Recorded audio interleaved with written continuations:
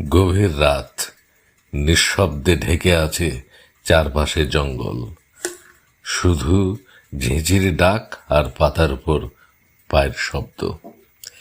রিনা হাঁটছে, দিশেহারা, ভয় পেয়ে, একাকী। আজ প্রথমবার বাবা মা থেকে আলাদা হয়ে গেছে সে। সেদিন ছিল ছুটির দিন।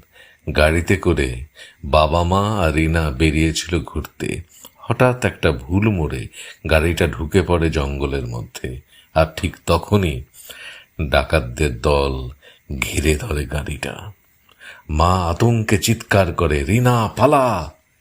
রিনা আর কিছু ভাবতে পারে না। সে দৌড়তে শুরু করে, তার চোখে জল, মুখে আতঙ্ক। সে জানে না তার বাবা মা বেঁচে আছেন কিনা, শুধু দৌড়চ্ছে, ছুটে চলেছে অজানার দিকে। পেছনে হালকা শব্দ। রিনা থমকে দাঁড়ায়। কিছু নেই, শুধু বাতাস, কিন্তু তার বুক কাঁপছে। সে আবার হাঁটতে থাকে। হঠাৎই তার পা আটকে যায়। সামনে তাকিয়ে সে হাসি মুখে শান্ত। রিনা হতবাক, ভয়ে মেশান আনন্দ। বাবা, তুমি তুমি ঠিক আছো? বাবা ধীরে, গম্ভীর সুরে, এখন নামা, তোকে অনেকটা পথ হেঁটে যেতে হবে। রিনা অবাক হয়ে, তুমি থাকতে আবার পথ, আমরা একসঙ্গে যাব না? বাবা হালকা হাসি, তা নয় রে মা, শহর অনেক দূরে, তুই একাই যাবি। রিনা বাবার দিকে তাকিয়ে আছে। অন্ধকারে কেউ দাঁড়িয়ে। ধীরে ধীরে স্পষ্ট হয়, মা। গায়ে রক্তের দাগ, মুখে কষ্টের ছাপ।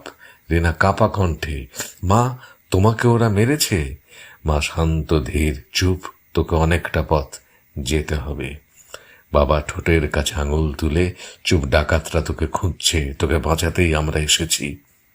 রিনা মাকে ছুঁতে যায়। মা, দ্রুত সরে যান। মা কষ্টের হাসিতে, রক্ত লেগে যাবে রে মা। তীব্র ভয়। হালকা দূর থেকে ডাকাতদের আওয়াজ। পেছন থেকে শোনা যায়, ওই মেয়েটাকে ধরতেই হবে, ও চিনে ফেলেছে, ও বাঁচলে আমরা বাঁচব না। বাবা জোর গলায়, তোকে এখনই যেতে হবে, চল, এই পথ ধরে দৌড়। রিনা প্রাণ পড়ে ছুটে যায়। দূরে কোথাও গুলি বা সাইরেনের মতো শব্দ। সে শুধু দৌড়চ্ছে। বাবার কণ্ঠ ফিস ফিস করে কানের কাছে, আর ভয় নেই, তুই যা এবার। রিনা দৌড়ে ক্লান্ত, কান্নায় তার গলা শুকিয়ে গেছে। সে থেমে দাঁড়ায়, পেছনে তাকায়। আমি একা কেন যাব? আমরা সবাই একসঙ্গে এসেছি, একসঙ্গেই যাব। সে বাবার দিকে হাত বাড়িয়ে দেয়, হাত ধরতে চায়, কিন্তু কোথায় বাবা, কোথায় মা? চারিদিকে শূন্যতা।